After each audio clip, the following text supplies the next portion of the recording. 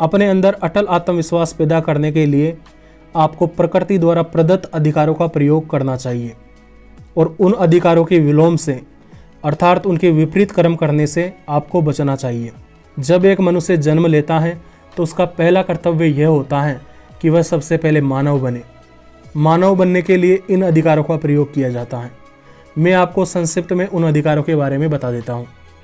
वे अधिकार हैं अपनी मर्जी से शक्तियों का विकास, रुचिपूर्ण कार्यों का चुनाव, विवेक का विकास, अहंकार का नाश, परोपकार, संकल्प शक्ति का प्रयोग और अच्छी संगति। इस बात को समझने का प्रयास करो कि मनुष्य का शरीर, मनुष्य का जीवन असीमता प्राप्त करने के लिए प्राप्त हुआ है, ना कि मजबूर बनकर हाथ पर हाथ रखकर रोना रोने के लिए है।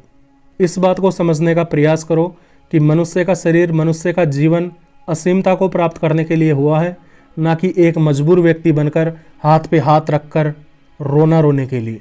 दूसरा आवश्यक गुण यह है कि आपका लक्ष्य सार्थक होना चाहिए और आपको अपने सार्थक लक्ष्य पर अटूट विश्वास होना चाहिए। हमें हमारे लक्ष्य पर पूरा विश्वास तभी होगा जब हमारा लक्ष्य हमने खुद अपने विवेक का प्रयोग करके बनाया हो।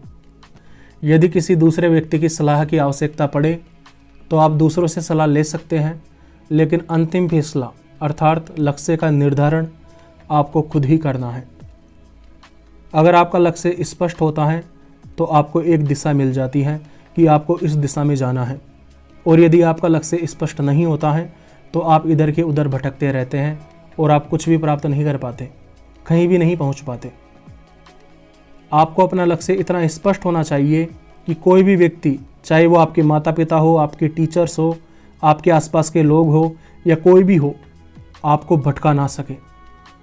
आपका लक्ष्य चाहे लेखक बनने का हो, डॉक्टर बनने का हो, इंजीनियर बनने का हो, पुलिस बनने का हो, बिजनेसमैन बनने का हो या जो कुछ भी हो, वो आपको इतना स्पष्ट होना चाहिए कि कोई भी व्यक्ति आपको अपने लक्ष्य से भटका ना सके।